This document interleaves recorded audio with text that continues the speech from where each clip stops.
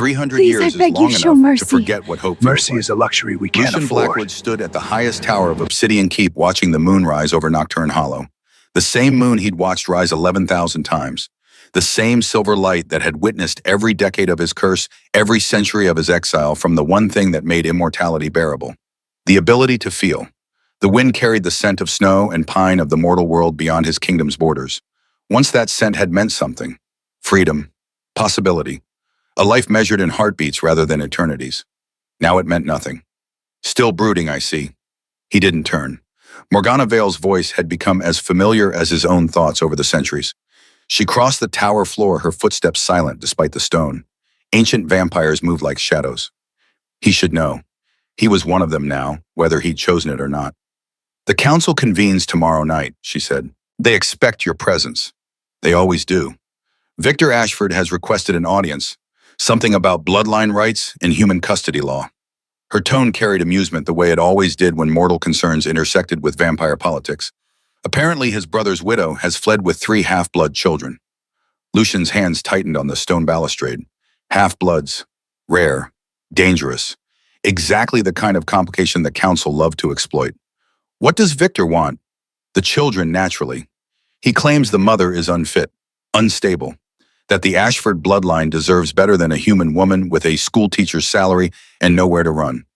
Lucian turned then, studying Morgana's face.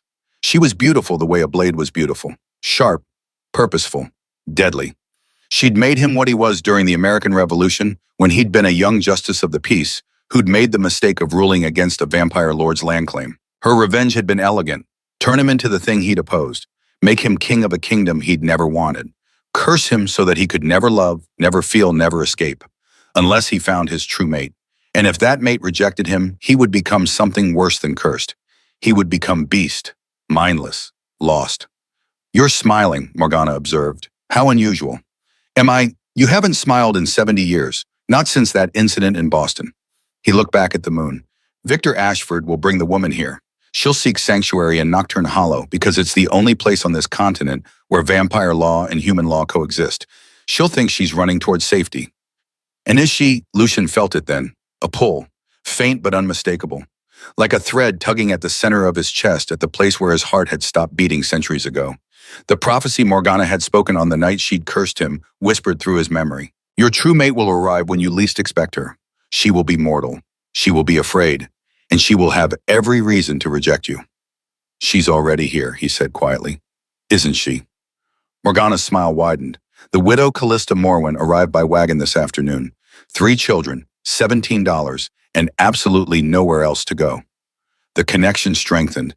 His dead heart didn't beat, but something in his chest recognized her presence the way the tide recognizes the moon. You arranged this. I arranged nothing. Fate arranged it. I simply didn't interfere. Morgana moved to stand beside him, her gaze following his toward the town below. The question is, the council will never allow me to protect her. Not if Victor has legitimate bloodline claim. No, they won't. She paused. Unless you're willing to fight for her, unless you're willing to risk everything you've built here.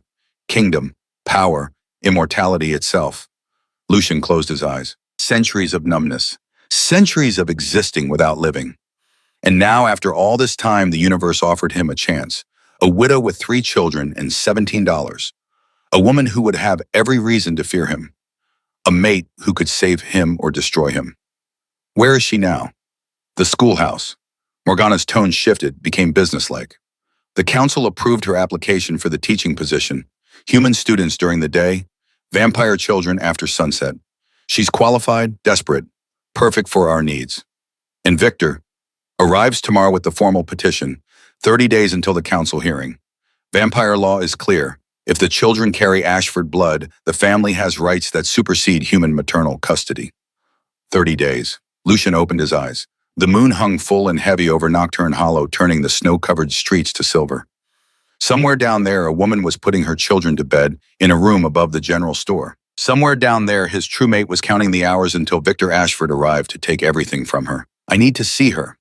Lucian, Morgana's voice carried warning. If you interfere, if you let the council see that you care about this woman, they'll use her against you. They'll use those children. You know what the prophecies say about hybrid bloodlines. You know what the council wants. He knew 3 hybrid children with vampire and human blood.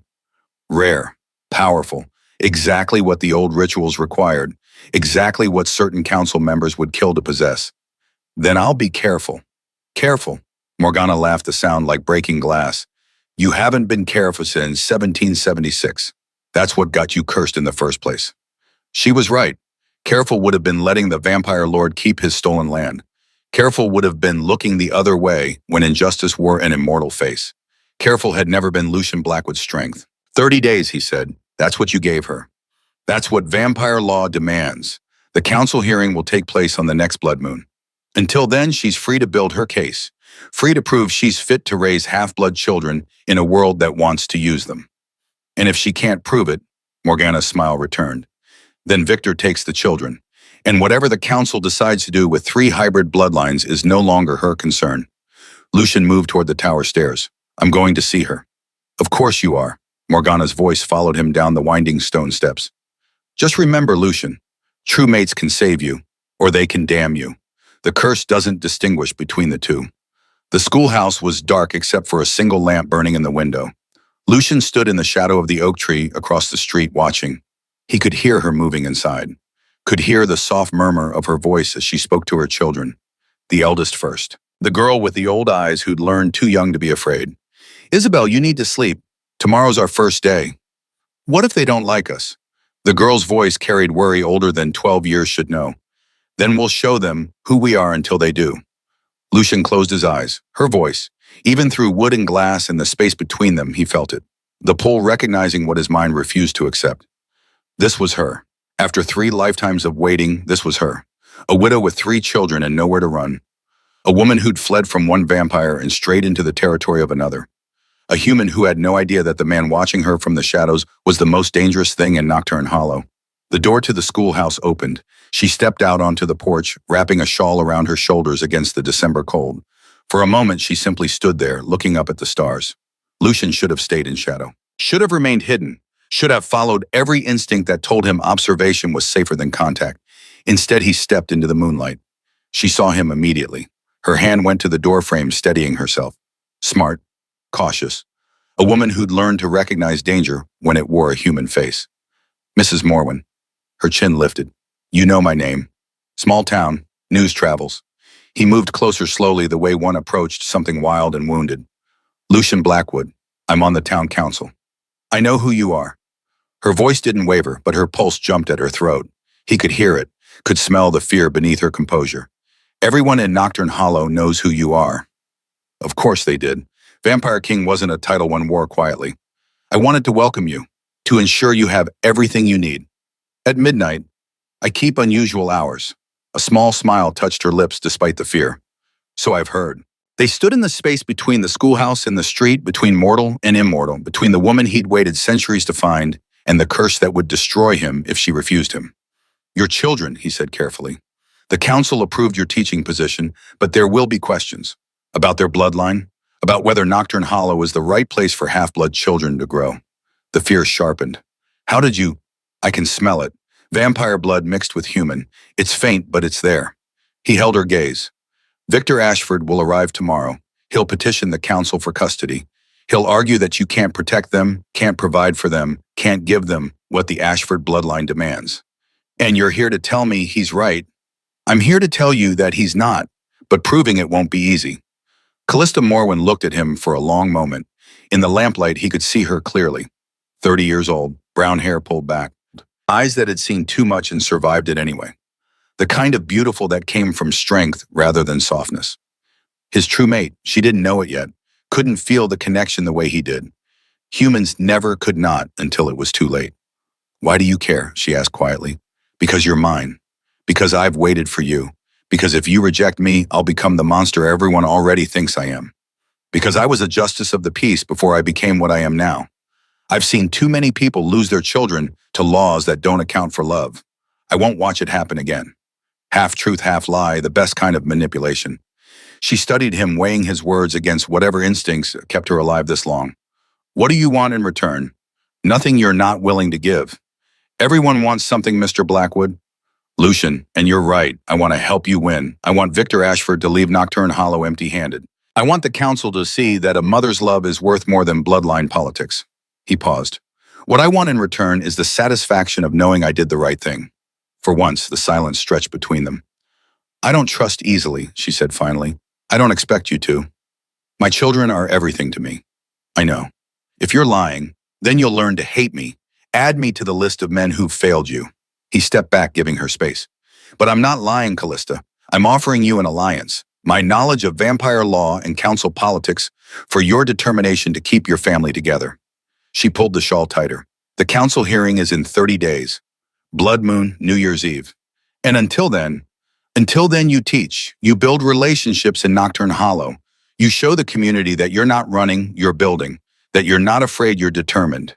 He turned to go, then paused. And you let me help you. Because Victor Ashford isn't just any vampire. He's connected to the oldest bloodlines on the continent. He'll have resources you can't imagine.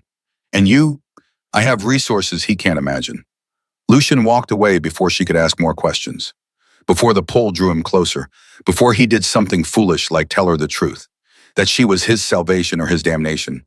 That he'd known her for 5 minutes and would burn down kingdoms to keep her safe. That centuries of numbness had just shattered the moment she stepped onto that porch. Behind him, he heard her go back inside. Heard her children ask if everything was all right. Heard her lie and say yes. Mortals were good at lying to themselves. He should know. He'd been doing it for lifetimes. Victor Ashford arrived the next evening as the sun set, stepping from a private coach with 2 vampire guards at his back. Lucian waited for him in the council chamber, a converted church that had stood empty for decades until the vampires claimed it. Morgana sat at the head of the long table. 4 other council members occupied the remaining seats, all of them older than Lucian, all of them more interested in power than justice. Victor, Morgana's greeting carried the warmth of a blade. Welcome to Nocturne Hollow. Victor was everything Lucian expected. Mid-50s in appearance, though likely closer to 200 in reality. Expensive clothes, calculated manners, the kind of vampire who'd learned that civilization was more effective than savagery when hunting prey. Lady Morgana, council members. Victor's gaze found Lucy. Lord Blackwood, it's been some time. Not long enough, a thin smile. Still bitter about the Boston affair, I thought the centuries would have dulled that particular edge. Lucian said nothing. The Boston affair had been Victor's brother Marcus, a trial. A ruling Lucian had made before he'd become vampire. A grudge Victor had carried across lifetimes. Shall we discuss why I'm here? Victor set a leather case on the table. My brother Marcus died 8 months ago. He left behind a widow, Callista Morwen, and 3 children. Half-blood children with Ashford vampire lineage. We're aware, Morgana said. Mrs. Morwen has taken a teaching position here. The children are enrolled in school. Mrs. Morwen fled Helena rather than contest custody in human court. She took the children across territorial lines without permission. She violated the terms of the preliminary hearing. Victor opened the case, removing documents. Under vampire law, half-blood children with established vampire parentage fall under bloodline jurisdiction. The Ashford family has rights that supersede mortal maternal custody. One of the council members leaned forward. What exactly are you requesting, Victor? A hearing, 30 days. If at the end of that period Mrs. Morwen can demonstrate that she's fit to raise half-blood children in a vampire-adjacent community, I'll withdraw my petition. He paused. If she cannot, the children return to Helena with me. The Ashford family will ensure their proper education in vampire society. And if she refuses to participate, then I petition for immediate custody transfer. Either way, this matter concludes on the blood moon. Lucian felt the trap closing. Participate and lose. Refuse and lose faster. Victor had designed this carefully, exactly the way Marcus had designed his marriage to Callista. The Ashfords didn't do anything without planning. Lord Blackwood, Morgana's voice pulled him back. You've been quiet. Do you have thoughts on this petition? Every council member looked at him. Waiting, watching, testing. I think, Lucian said carefully, that we should hear from Mrs. Morwen before we make any decisions about her children's future. She's human, one council member said dismissively. What could she possibly say that matters? She's the mother. That matters. Half-blood children need vampire guidance. Half-blood children need their mother. The room went cold. Morgana's eyes narrowed. She knew what he was doing, knew he was walking the edge of interference, knew the connection was already pulling him toward choices that would cost him everything. Perhaps, Morgana said smoothly, Lord Blackwood should serve as Mrs. Morwen's advisor during this process. He has extensive experience with both human and vampire law. It would ensure a fair hearing. Victor's smile sharpened. How generous. I accept the council's wisdom. Because it wasn't generous at all. It was a leash. It was Morgana forcing Lucian to choose between his duty to the council and his pull toward Callista. It was centuries of curse coming to a point. Mrs. Morwen will be informed, Morgana concluded. 30 days. Blood moon. This council will hear both petitions and render judgment. She looked at Lucian. Lord Blackwood, you'll meet with her tomorrow to explain the process. The council adjourned. Victor left with his guards. The other members dispersed. Morgana remained. You're going to fight for her, she said, not a question. I'm going to give her a fair chance. Same thing. Morgana stood moving to the window that overlooked Nocturne Hollow. Do you feel it, the connection? No point lying, yes. And does she not yet? She will, once it strengthens, once the blood moon approaches. Morgana turned. What happens then, Lucian? When she realizes that the vampire king helping her is actually her true mate, when she understands that accepting you means accepting immortality, darkness, everything she's spent her life running from, she'll choose her children. Will she? Or will she choose freedom? Morgana's expression softened, almost pitying. You've waited so long. And the universe brings you a woman who's already lost everything to a vampire. A woman who has every reason to hate what you are. I know. If she rejects you, I'll become beast, I know that too. Then why risk it? Why not let Victor take the children? Why not stay numb for another lifetime? At least then you'd still be yourself. Lucian looked out at the town. Somewhere down there, Callista Morwen was putting her children to bed. Somewhere down there, his true mate was planning how to fight a battle she didn't know she'd already lost. Because lifetimes of numbness isn't living. It's just not dying. And if she destroys you, then at least I'll have felt something real before the end. Morgana left without another word. Lucian stood in the empty council chamber, feeling the pull toward the schoolhouse, toward a woman who didn't trust him, toward children who needed protection from the very world Lucian ruled, toward the only chance he'd ever have at breaking a curse that had defined centuries of his existence. 30 days, blood moon rising, and a choice that would save him or damn him. Lucian Blackwood Vampire King walked out into the December night and began to plan his salvation. Or his destruction. The universe he'd learned didn't distinguish between the two. The connection was getting stronger. Lucian felt it every time Callista walked into a room, every time she laughed with her children, every time she stood at the schoolhouse blackboard, chalk in hand, teaching human children their numbers, while having no idea that the Vampire King watched from the shadows outside. 11 days since Victor's arrival. 11 days of teaching Callista vampire law in the evenings after her students left. 11 days of sitting across a desk from his true mate and pretending he was only her advisor. 11 days of lying to himself. You're not listening. Callista's voice pulled him back. They were in the schoolhouse, late evening, the oil lamp casting long shadows across the wooden floor. She'd been reading through council precedence cases where half-blood children had been granted to vampire families despite maternal objections. She was right. He hadn't been listening. He'd been watching the way lamplight caught in her hair, the way her finger traced the pages she read, the way her pulse beat at her throat, steady and mortal, and absolutely forbidden to him. I'm listening, he lied. Then what did I just say? That the Henderson case from 1847 set a precedent for bloodline supremacy in custody disputes. She looked up, surprise flickering across her face. You were listening. I'm always listening. More truth than she knew. Vampire hearing meant he caught every breath, every heartbeat, every small sound she made. It was torture. Beautiful, exquisite torture. Callista set down the book, rubbing her eyes. This is hopeless. Every case you've shown me ends the same way. The vampire family wins. The human mother loses. Every case but one. Which one? Lucian stood, moving to the bookshelf. He pulled down a leather-bound volume from 1779. The Whitmore case. Human mother, 3 half-blood children, vampire father deceased. The father's family petitioned for custody. The council ruled in the mother's favor. Why, what made her case different? He turned the book to show her. The case notes, yellowed with age, outlined the precedent that had saved Margaret Whitmore's children. Callista read quickly, her brow furrowing. It says here the vampire family withdrew their petition, that they publicly acknowledged the mother was fit, that she stopped, looked up at him. They changed their minds. The vampire patriarch did. He spent a month in the human town where the mother had settled. He watched her raise those children, and he realized that blood wasn't the only thing that mattered. Who was the patriarch? Lucian met her eyes. I was. The silence stretched between them. Outside, snow began to fall, soft and quiet, covering Nocturne Hollow in white. That was you, Callista said finally, in 1779. Before I was king, before the curse, when I still believed justice mattered more than politics. What happened to the children? They grew up, lived full lives. Two became human by choice when they reached maturity. One embraced her vampire nature and joined a clan in New Orleans. He paused. Their mother died at 73, surrounded by grandchildren. Margaret Whitmore lived free. Callista stood, moving closer, close enough that he could smell the lavender soap she used, close enough that the pull between them tightened until it hurt.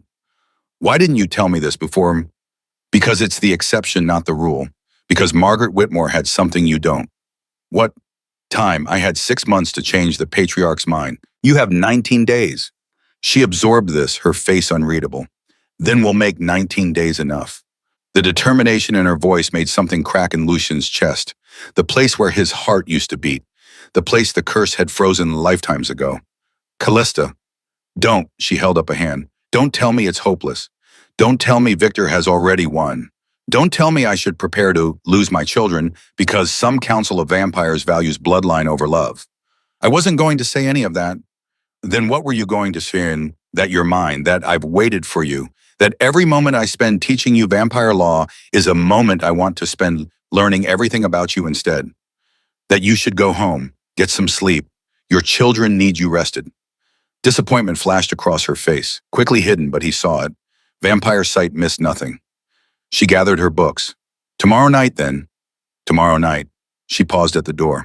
Lucian, yes, thank you for the Whitmore case, for giving me hope. She left before he could tell her that hope was dangerous, that hoping meant caring, that caring meant pain when the inevitable came. He stood in the empty schoolhouse, feeling the pull toward the direction she'd gone, toward the room above the general store where she'd tuck her children into bed, toward the woman who had 19 days to prove the impossible, toward his salvation, or his destruction. Lucian didn't sleep. Vampires didn't need to. Instead, he spent the night doing what he did best, investigating. His network of informants stretched across the continent, vampires loyal to him rather than the council, humans who traded information for protection, hybrid creatures who existed in the spaces between mortal and immortal. By dawn, he had what he needed. Victor Ashford wasn't just petitioning for custody, he was gathering something. Resources. Allies. Old vampires who hadn't left their territories in centuries, all converging on Crimson Vale for the Blood Moon. Lucian stood in his private study, documents spread across the desk, letters written in cipher, reports from spies in Victor's household, and one piece of information that made everything else make terrible sense. A ritual, ancient, forbidden, requiring 3 specific elements: hybrid children with hunter bloodline, vampire king's blood, true mate's willing sacrifice. The paper slipped from Lucian's fingers. No. He moved to the hidden library, the one only he could access, pulled down volumes so old they predated the printing press, found the ritual Morgana had shown him once lifetimes ago when she'd first cursed him, the resurrection of Dracula the progenitor. You weren't supposed to find that quite so quickly. Morgana stood in the doorway. She'd appeared without sound, without warning, the way ancient vampires did. Lucian didn't turn around. How long have you known? Known what exactly? That Victor wants the children for the ritual, that he's been planning this since before Marcus died, that everything Callista fleeing to Nocturne Hollow, the council hearing the 30-day deadline, that all of it was designed to gather the pieces you need. We need Lucian. Don't forget you're part of the council. He turned then. I'm the vampire king, which makes you essential to the ritual. Morgana moved into the room, her movements liquid grace. Did you read the whole thing? Did you see what resurrecting the progenitor requires? The willing sacrifice of a true mate, her blood mixed with the king's, 3 hybrid children as vessels. His voice came out flat, dead. You cursed me and told me I'd find my true mate. You didn't mention it was so you could use her to resurrect Dracula. I didn't know she'd be a Van Helsing. The world stopped. What did you say? Morgana smiled. Callista Morwen, born Callista Van Helsing, descendant of the most famous vampire hunter in history. Her bloodline has been hunting us for 6 generations. She pulled a leather journal from her coat. Marcus Ashford discovered this when he researched his future bride. Pure human blood from a hunter line. Rare. Powerful. Exactly what the ritual needs. Lucian felt something cold settle in his chest. Colder than the curse. Colder than lifetimes of numbness. The children aren't just hybrids. They're hunter-vampire hybrids. Weapons, Lucian. Living weapons. Their blood can kill ancient vampires, or it can resurrect them, depending on how it's used. Callista doesn't know. Of course not. Marcus married her, got her pregnant 3 times, and died before he had to tell her the truth. Very convenient, that writing accident. Morgana's smile sharpened. Or it would have been if it had actually been an accident. The cold spread. Victor killed his own brother. Victor served the greater good. Marcus was weak. He fell in love with his hunter bride, started having doubts about the ritual, started thinking maybe 3 innocent children didn't deserve to be sacrificed for vampire supremacy. Morgana moved closer. Victor eliminated the problem. Efficiently, as he always does. Lucian's hands clenched. If he'd still been human, they would have been shaking. And you let him. I encouraged him. The ritual has been planned for 2 centuries. We've been waiting for the right bloodlines to converge. Hunter and vampire, king and mate, everything aligning under a blood moon. She touched his face, gentle as poison. You were always meant for this, Lucian. Your curse, your kingdom, your true mate, all of it designed to bring us to this moment. I won't let you take them. You won't have a choice. When the blood moon rises, the ritual begins. The council will have the children. They'll have you. And Callista, Morgana's eyes gleamed. Callista will choose her children's lives, or yours. One or the other must be sacrificed. That's not a choice. Of course it is. It's the only choice that matters. A mother's love for her children, or a woman's love for her mate. Morgana stepped back. I'm curious which she'll pick. I've waited lifetimes to find out. She disappeared. One moment present, the next gone, leaving only the scent of old blood and older magic. Lucian stood in his library surrounded by books that held the sum of vampire knowledge and felt more powerless than he'd felt since the night Morgana had turned him. Callista was a Van Helsing. Her children were weapons. The ritual would kill them all, or damn them all, depending on which choice Callista made. And he had 19 days to find a way to save her that didn't require her to love him back. He told her everything the next night. Not in the schoolhouse, not in Nocturne Hollow where council spies might overhear. He took her to the one place in his territory that Morgana couldn't reach. The ruins of his old homestead. The place he'd lived as a human before the curse. Before the kingdom. Before lifetimes of numbness taught him that feeling meant suffering. Snow fell around them as Lucian led Callista through the skeletal remains of what had once been a house. A life. A future he'd lost the night he'd ruled against a vampire lord. Where are we? She asked, pulling her coat tighter. Somewhere safe, somewhere we can talk without being overheard. About what? He turned to face her. The moonlight caught in her hair turned her eyes silver. His true mate. The woman the universe had waited to bring him. The woman whose bloodline had spent 6 generations hunting his kind. About who you really are. About what your children really are. About what Victor actually wants. He paused. About why I've been lying to you since the moment we met. Fear flickered across her face. Lucian.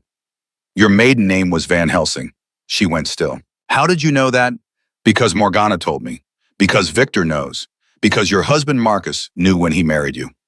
Lucian moved closer slowly, giving her space to run if she chose. You're descended from the most famous vampire hunter in history. Your blood is pure human. No vampire influence. No supernatural taint. Just 6 generations of men and women who dedicated their lives to killing my kind. I'm not a hunter. I've never hurt. I know, but your bloodline is hunter blood. And when Marcus Ashford married you, when he fathered 3 children with you, he created something that hasn't existed in 200 years. Lucian held her gaze. Hybrid children with vampire and hunter blood. Living weapons that can kill ancient vampires. Or resurrect them. Callista's breath came faster. My children aren't weapons. To Victor they are. To the council they are. To Morgana and every vampire who wants to resurrect Dracula the progenitor. They're the missing pieces of a ritual that's been planned for 2 centuries. That's insane. That's vampire politics. He pulled the ritual documents from his coat, handed them to her. Read it, all of it, and understand what Victor really wants. She read by moonlight, her hands shaking. Lucian watched her face change as comprehension dawned. Horror, disbelief, rage. They want to kill my children. They want to use your children. 3 hybrid vessels. Vampire King's blood. True mate's willing sacrifice. All performed under a blood moon. He paused.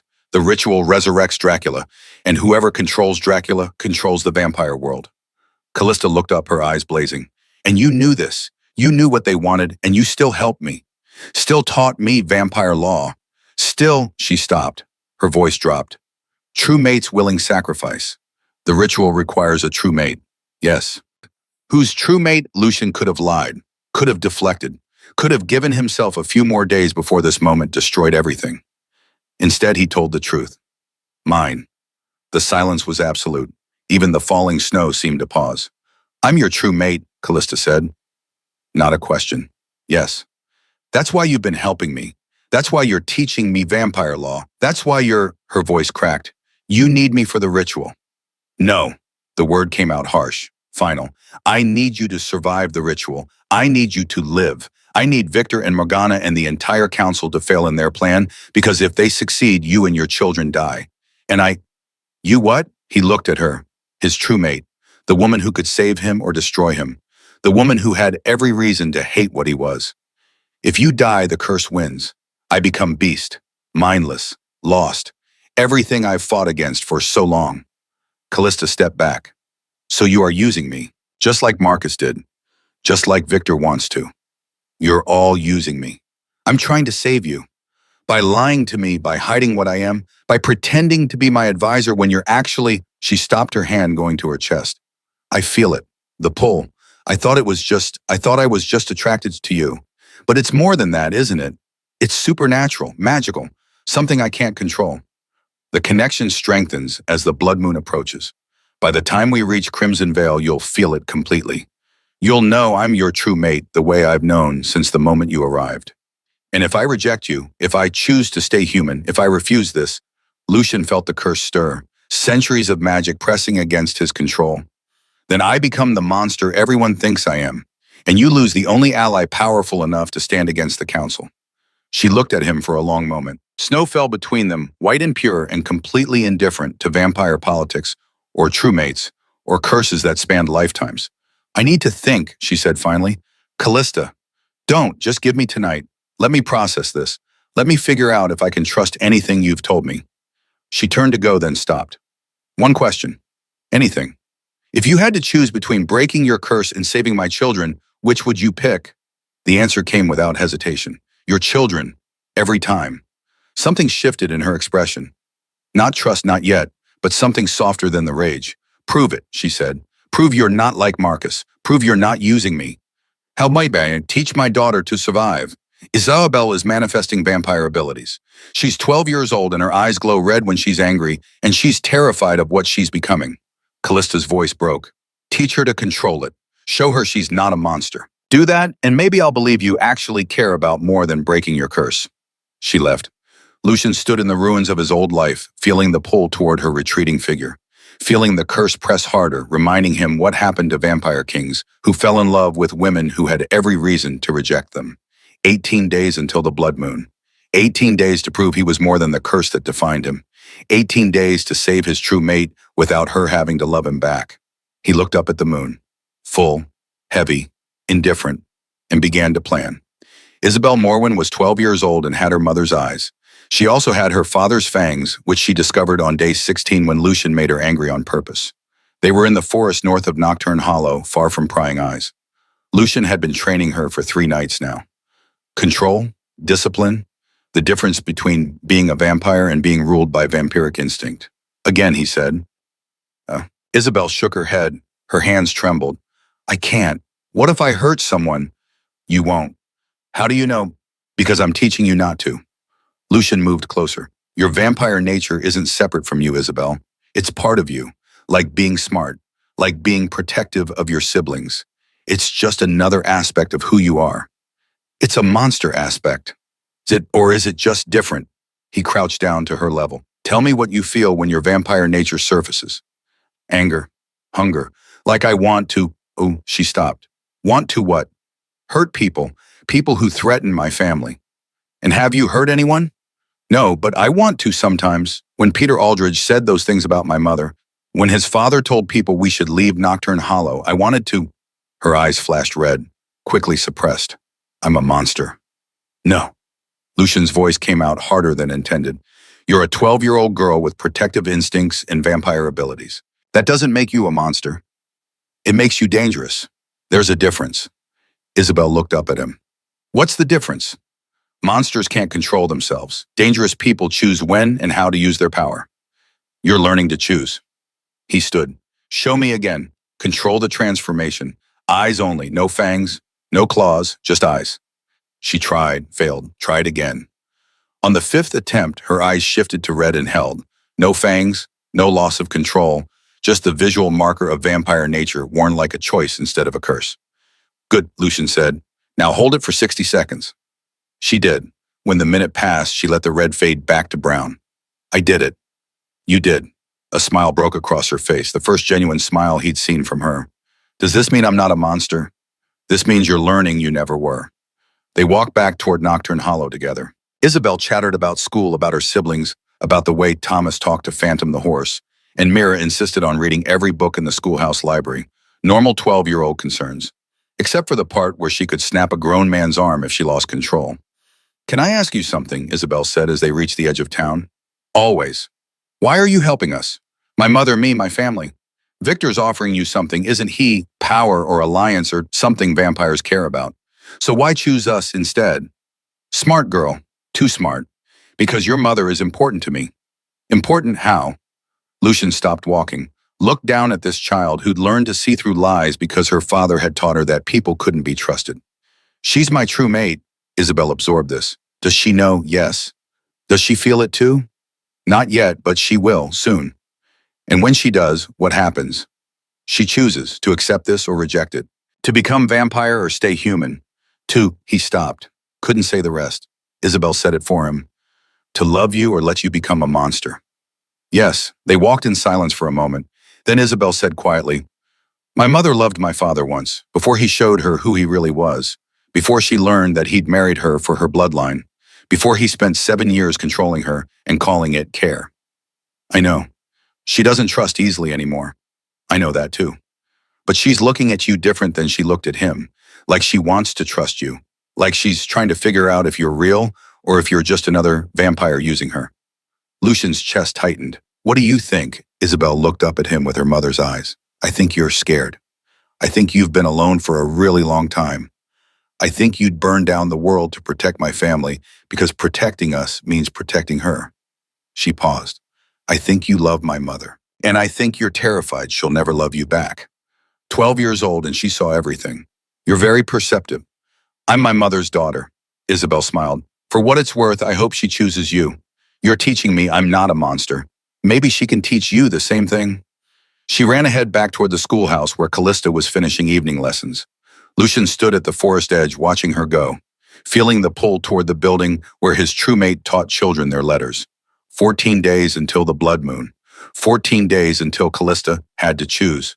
14 days until Lucian proved Isabel wrong. Because he was a monster. The curse had made sure of that. The only question was whether Callista would see past the monster to the man who'd waited to find her. Victor made his move on day 18, not the move Lucian expected. It was Lucian who found Victor, not the other way around. Found him in the ruins outside Nocturne Hollow where Lucian had taken Callista nights before. Beaten, bloodied, left for dead. Lucian approached slowly, every sense alert for ambush. But there was no trap, just Victor Ashford, ancient vampire bleeding silver blood onto frozen ground. Lucian, Victor's voice came out as a rasp. Knew you'd come here eventually. What happened? Morgana. Victor tried to sit up, failed. I discovered the truth about the ritual, about what happens to the children after. Lucian crouched beside him. Tell me. They're not vessels. They're sacrifices. Victor coughed, silver blood on his lips. The ritual doesn't use their power. It consumes them, drains them, kills them. I didn't know. Marcus didn't know. When he found out when he tried to protect Callista and the children, Morgana killed him, made it look like an accident, then sent me to collect the pieces she needed. The widow, the children, you. Bah, Victor grabbed Lucian's coat with shaking hands. I thought it was about custody, about Ashford bloodline. I didn't know she planned to murder them. Lucian studied Victor's face, searching for the lie, finding only desperation. Why tell me this? Because Marcus was my brother. Because those children are his legacy.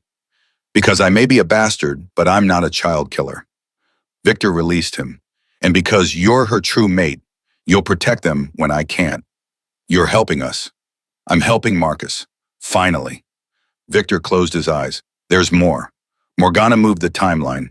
She's not waiting for the blood moon hearing. She's taking the children in 8 days, hitting them before the council can interfere. 8 days. Lucian felt the world narrow. How bullshit. She'll stage an attack, make it look like I kidnapped them, use the chaos to move them to Crimson Vale. Victor opened his eyes. One of the children, the youngest, Thomas. He'll be taken first, to force Callista to come. To force you to choose between saving the boy or protecting the others. Went by 2 days, maybe 3. Morgana's guards are already in position. Lucian pulled Victor to his feet. Can you fight? Against Morgana, no, against her guards? Victor smiled, blood-stained and bitter. Yes. Then help me stop this. Help me save those children. And maybe Marcus's death won't have been for nothing. Victor nodded once. Where do we start? With the truth. With telling Callista everything. With building an army from people who choose love over power. Lucian looked toward Nocturne Hollow. And with teaching a mother how to be a warrior. They walked back to town together. Ancient vampire and vampire king. Enemies for lifetimes, allies for 8 days. Sometimes redemption looked like betrayal. Sometimes saving children meant losing kingdoms. Lucian was learning that the hard way. He told Callista about Victor's warning that same night. Gathered her and the children in the schoolhouse after dark. Isabel, Mira, Thomas. 3 hybrid children who had no idea they'd been created as weapons. Who had no idea their lives had been measured and found expendable by vampires who valued power over humanity. Morgana's not waiting for the blood moon, Lucian said without preamble. She's moving in 8 days. Maybe less. She'll stage Thomas's kidnapping to force our hand. Callista went white. You're certain? Victor confirmed it. He was beaten by Morgana when he tried to back out. The ritual doesn't use the children. It kills them. Silence. Then Isabel stood. We're going. No, Callista said automatically. Mom, they're going to take Thomas anyway. They're going to use him to make you surrender. We can't just... I know what they're going to do. That's why you're not going. Callista's hands shook as she spoke. I'll trade myself. They want Van Helsing blood for the ritual. They can have mine. That's not how it works, Lucian said quietly. Then tell me how it works. Tell me how to save my son. He looked at her, his true mate, the woman who would sacrifice herself without hesitation to save her children, the woman who had 8 days to decide if she could love a monster. We don't trade, we don't surrender. We fight. Lucian moved closer. All of us, together. We go to Crimson Vale before Morgana expects us. We break the ritual before it begins. We end this permanently. Against the entire Vampire Council. I'm the Vampire King, and you're Van Helsing. Between us, we have more power than they expect.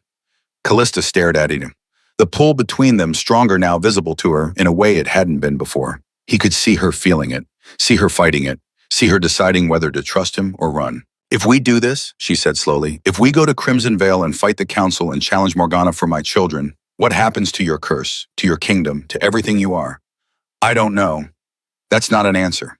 It's the only one I have. I don't know if fighting the council breaks the curse or triggers it. I don't know if saving you and your children costs me my kingdom or saves it. I don't know anything except that 8 days from now we make our stand. Everything else is secondary. She looked at Isabel, at Mira, at Thomas, who sat quietly beside his sisters. Then she looked back at Lucy. All right, she said, we fight, we go to Crimson Vale, we get ahead of Morgana's plan, and then we end this ritual and everyone behind it. She held out her hand. Partners, you bring the vampire knowledge and power. I bring the mother's rage. We bring our children home. Lucian took her hand. The moment their skin touched, something flared between them.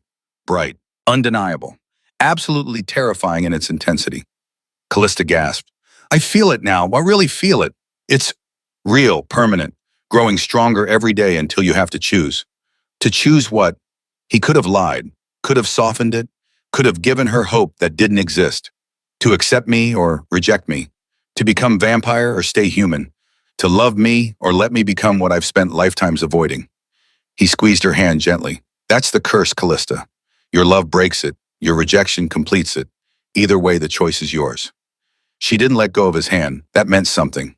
He hoped. 8 days, she said. 8 days. We'll need allies, weapons, a plan.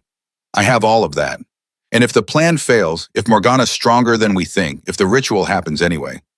Lucian pulled her closer, close enough that he could smell lavender soap and determination, close enough that the pull sang between them. Then I'll make sure you and your children survive it, even if it costs me everything." Callista looked up at him. Her eyes searched his face for the lie, for the manipulation, for the monster. She didn't find it. "Why do I believe you?" she whispered. "Because it's true. Because for the first time in my existence, I'm not lying." He released her hand, stepped back. "Get some rest. Tomorrow we start preparing, training, gathering allies, building what we need to storm Crimson Vale and end this."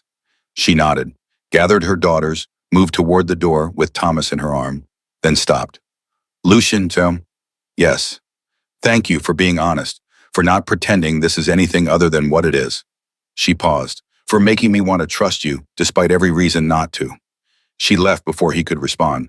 Lucian stood in the empty schoolhouse, feeling the pull toward her retreating figure, feeling the curse press harder, counting down the days until everything came to light. 8 days. 8 days to build an army. 8 days to plan an impossible assault.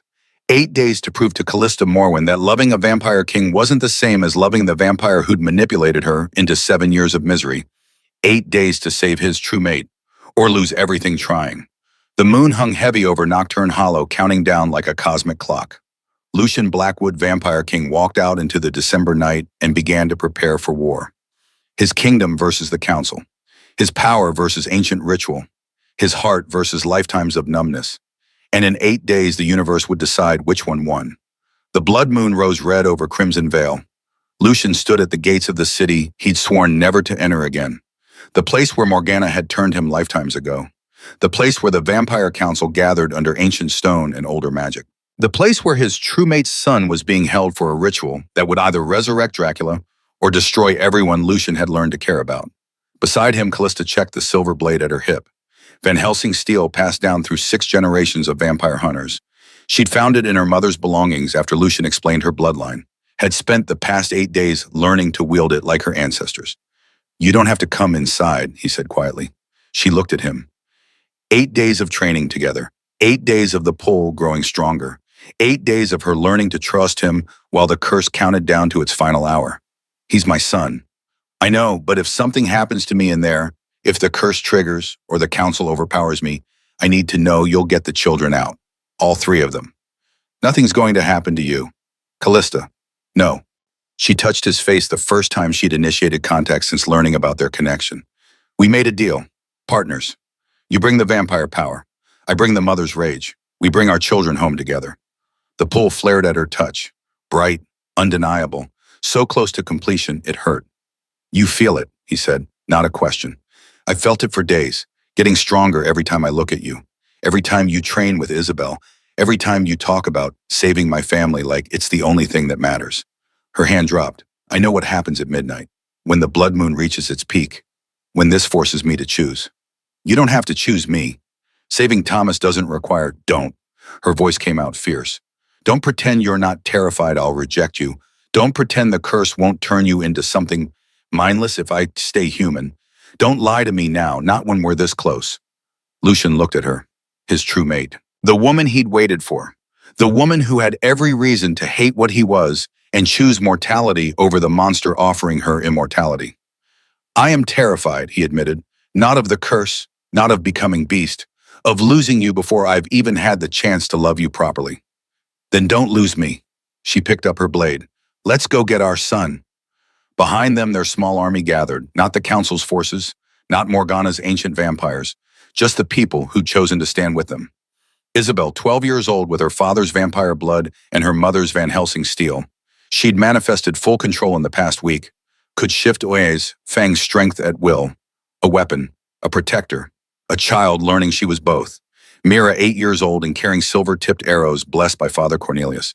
She couldn't fight like her sister, but she could shoot, and she'd spent 8 days practicing until every arrow found its mark. Octavia Frost, 16, and finally free from a father who'd hated her hybrid nature. She joined their cause, bringing information about the ritual and the council chamber's layout. Father Cornelius himself, the hybrid priest who'd performed counter-rituals before. He carried holy water mixed with Lucian's blood, a combination that could disrupt ancient magic if used correctly.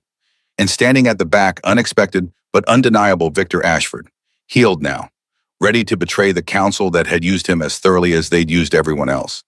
"Ready?" Lucian asked the assembled group.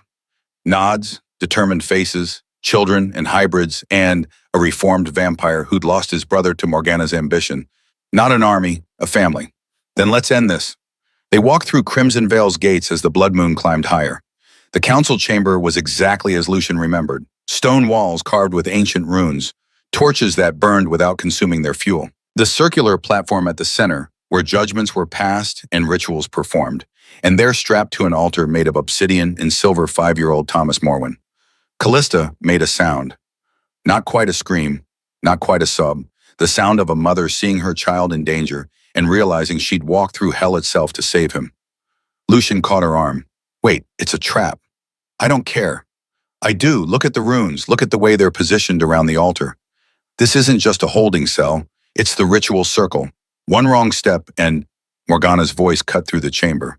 And the ritual completes early. Very observant, Lucian. Your time as Vampire King taught you something after all. She stepped from the shadows. Not alone. 20 council vampires, 40 guards, ancient creatures who'd survived by being faster, stronger, more ruthless than anything that challenged them. You brought friends. Morgana continued, her gaze sliding over their small group. How sweet. The Vampire King, his true mate, 2 hybrid children, a reformed vampire, and a priest, against the full council. Did you really think this would work? I think, Lucian said carefully, that you've underestimated how far I'll go to protect what's mine. They're not yours. No, but she is. He gestured to Callista. And they're hers. That makes them mine. Morgana's smile sharpened. How romantic. Tell me, Callista, has he mentioned what happens at midnight when the blood moon peaks and this forces you to choose, accept him and become vampire, reject him and watch him become beast? Either way, you lose your humanity. She moved closer to the altar where Thomas lay unconscious. Or you could choose option 3. Give yourself to the ritual. Willing sacrifice. Your Van Helsing blood mixed with Lucian's. Your children as vessels. Dracula rises, and Thomas lives. Don't listen to her, Lucian said. Why not? It's the truth. The ritual needs willing sacrifice. Your blood freely given to save your children. That's option 3, Callista. That's the choice you haven't been told about. Callista looked at Lucian. Is it true? He could have lied, should have protected her from this final manipulation. Yes, willing sacrifice is part of the ritual. Your blood, freely given mixed with mine, it would power the resurrection. But it would also kill you. Morgana's not offering you a way to save Thomas. She's offering you a way to die. But Thomas would live. For what? To be raised by the council, to be trained as a weapon, to spend his life serving the vampires who murdered his mother. Lucian moved between Callista and Morgana. No, we fight. We break the ritual. We take Thomas and leave. Together. Against 20 council members. I'm the Vampire King. I didn't earn that title by losing fights. Morgana laughed. You earned it by making deals, by compromising, by choosing politics over principles for lifetimes. What makes you think you can change now? Her. Lucian gestured to Callista. She makes me think I can change. She makes me want to be better than the curse, better than the kingdom, better than lifetimes of numbness pretending to be wisdom. The chamber went quiet. Then Morgana raised her hand. Kill them, all except Callista and the children. We'll proceed with the ritual as planned. The council vampires attacked. Lucian met them head on. Centuries of experience, centuries of power accumulated through deals and domination, and the kind of political maneuvering that made weaker vampires submit. He was faster than them, stronger, older in ways that mattered. He tore through the first wave like they were paper. Behind him, Isabel fought with controlled fury. Vampire strength directed by 12-year-old protective instinct. She kept the guards away from Mira, who fired silver arrows with steady precision. Octavia and Father Cornelius worked together. Holy water and counter spells disrupting the ritual runes carved into the floor. And Victor Ashford fought like a man seeking redemption. Every vampire he struck down was an apology to the brother he'd failed to save. But there were too many. Lucian felt it as the battle turned. Felt council vampires adapting to his speed. Felt ancient magic rising from the ritual circle as Morgana began the incantation. Felt the pull toward Callista even as he fought to protect her. Lucian, her voice cut through the chaos. He turned, saw Morgana standing over Thomas with a silver blade, saw the ritual circle beginning to glow, saw Callista making a choice. No, he said. Already moving, already too late. Callista stepped into the ritual circle. I offer myself willingly, my blood for my son's life. Take it and let him go. Callista, don't! Morgana's blade flashed, not toward Thomas, toward Callista's throat. Lucian reached them in a heartbeat, faster than thought, faster than the blade, faster than lifetimes of instinct, screaming at him to protect his true mate. He stepped between them. The silver blade meant for Callista's throat buried itself in his chest instead. Silver, the one substance that could kill an ancient vampire. The one weakness Morgana had always known how to exploit. Lucian looked down at the blade protruding from his heart, felt his strength bleeding away, felt the curse recognizing that he was dying, felt the pull snap tight one final time. No! Callista caught his as he fell. No, no, no, Lucian, stay with me. Don't you dare. Had to, he managed, blood on his lips, silver burning through his chest. Couldn't let her, couldn't let you. You idiot. You're the vampire king. You're supposed to be immortal. You're supposed to, her voice broke. You're supposed to stay. Can't, Silver, heart. Each word cost him. But you're safe, Thomas is safe. That's enough. It's not enough, I need you. The children need you, She pressed her forehead to his. I love you. Do you hear me? I love you. I choose you. I accept this. I'll become vampire. I'll do whatever it takes. Just don't leave me. The pull flared, bright, complete, acknowledged. Lucian felt the curse shatter, lifetimes of magic breaking like glass, lifetimes of numbness flooding with feelings so intense it should have killed him. Would have killed him if the silver wasn't already doing it. You love me, he whispered. Yes. Even knowing what I am, especially knowing what you are, you're not a monster. You're the man who waited for me. The man who taught my daughter she wasn't broken. The man who sacrificed everything to protect my family. She kissed him, gentle, desperate. You're mine, and I'm not letting you go. Callista. No, listen to me, love breaks curses. That's what Morgana said. Love sets you free. So I'm setting you free. I love you. I choose you, and you're going to live. She bit her own wrist. Van Helsing blood, pure and powerful, pressed it to his lips. Drink my blood, freely given. Not for the ritual, for you, to heal you, to save you, to prove I choose this, choose us. Lucian tasted her blood, hunter blood mixed with acceptance, mixed with love freely offered instead of sacrificed under duress. Something shifted. The silver stopped burning. The wound began to close. The curse that had shattered reformed into something new. Not a curse anymore. A bond. Pure, willing, reciprocated. Lucian's eyes opened. Not red, not the dead black of ancient vampires. Something between. Gold, like sunlight filtered through amber. What? Father Cornelius's voice rang through the chamber. Willing bond, not sacrifice, choice. The ritual required sacrifice. She gave love instead. The magic doesn't know what to do with it. Morgana screamed, No! The ritual requires blood sacrifice. Unwilling or coerced. It doesn't work with love freely given. Callista stood helping Lucian to his feet. Then maybe your ritual was doomed from the start. The ritual circle exploded. Magic backfired. Runes shattered. The obsidian altar cracked down the center. Thomas Morwen sat up rubbing his eyes. Mom. Baby. Callista ran to him, scooped him up. I've got you. You're safe. We're all safe, Lucian faced Morgana. The wound in his chest was healed. The curse was broken. And standing at his back were Callista and her children and every person who'd chosen to fight for love instead of power. It's over, he said. Morgana's face twisted. The council serves me. I'm the vampire king. And I'm done serving rituals that require innocent blood. He looked at the assembled vampires, the ones still standing, the ones who'd survived the battle and the magical backlash. New law. No more forced turnings. No more bloodline supremacy. No more using children as weapons. Vampire and human and hybrid live as equals in my territory. Anyone who disagrees can challenge me now. Silence. Then one by one the council vampires knelt. Not out of fear, out of respect. Out of recognition that the vampire king who'd just taken a silver blade for his true mate was not the same king they'd manipulated for lifetimes.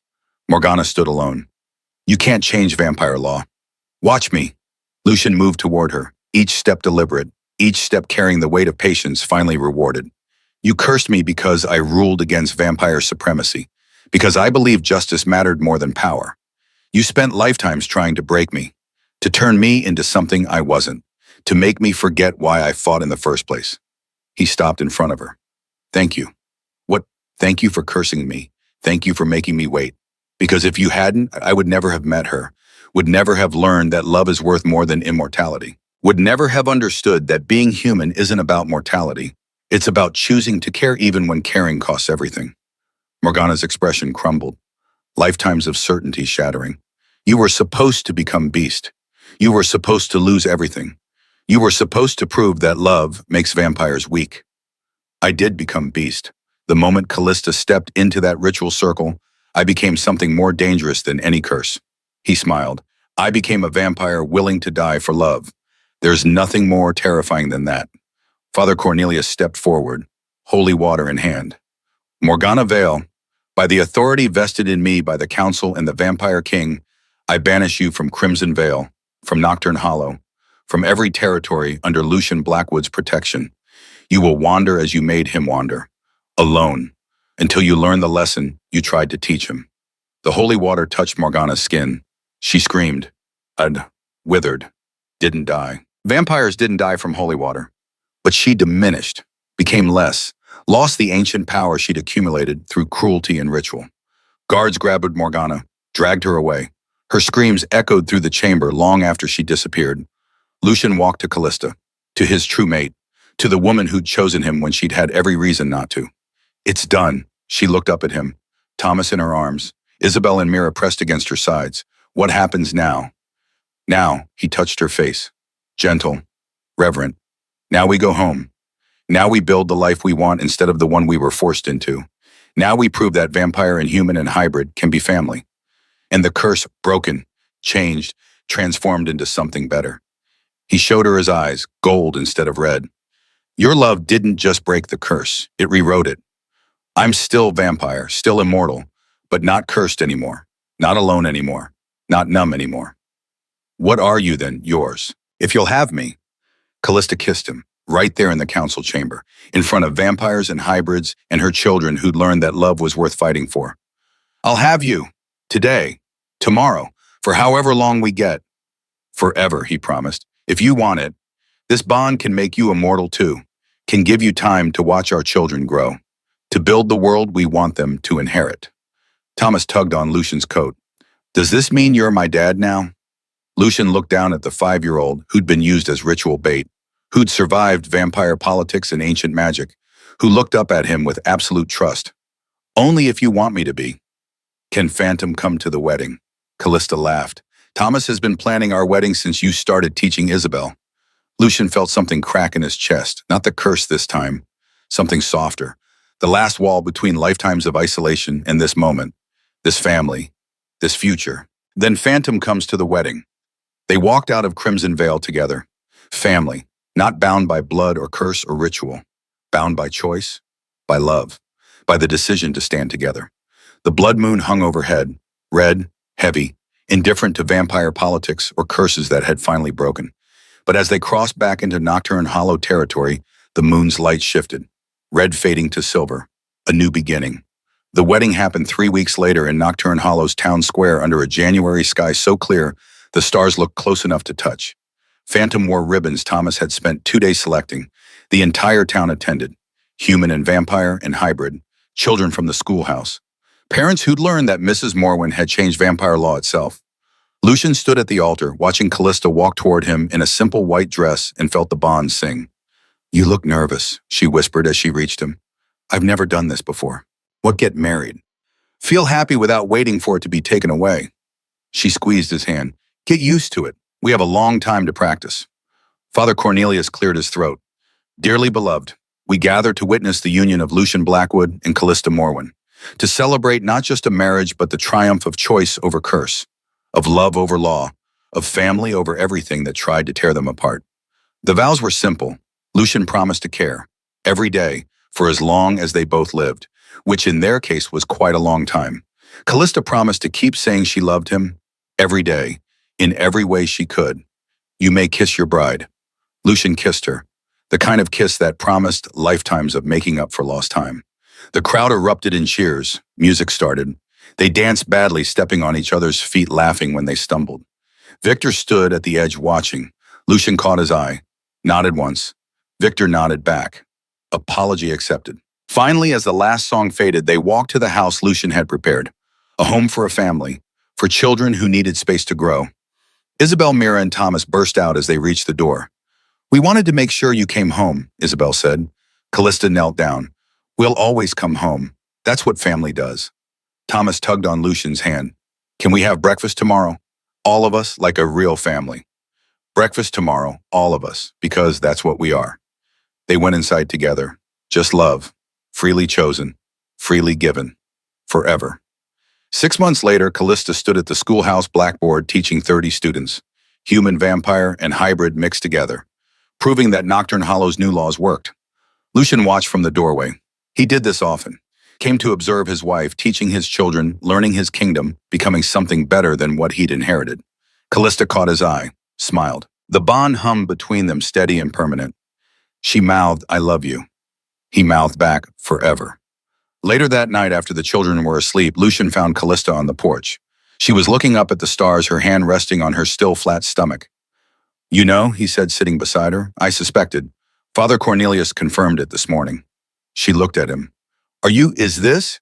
"It's perfect. You're perfect." He couldn't find words. A child, his child, their child, proof that life could come from love instead of curse. "We'll need a bigger house. I'll build you a home. For our children, all of them, the ones we have, the ones we'll have, the ones we'll collect along the way." Callista laughed. "Is that what we're doing to collecting children? It's what you did for me." Call elected a vampire king who'd forgotten how to live. He pulled her close. "I love you. I love you too."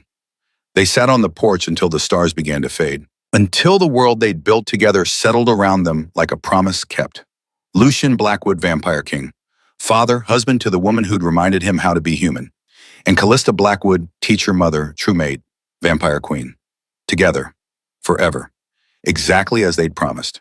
The blood moon had risen red and threatening, but it had set on something better. A new kingdom, a new law, a new family, and love that would outlast eternity itself.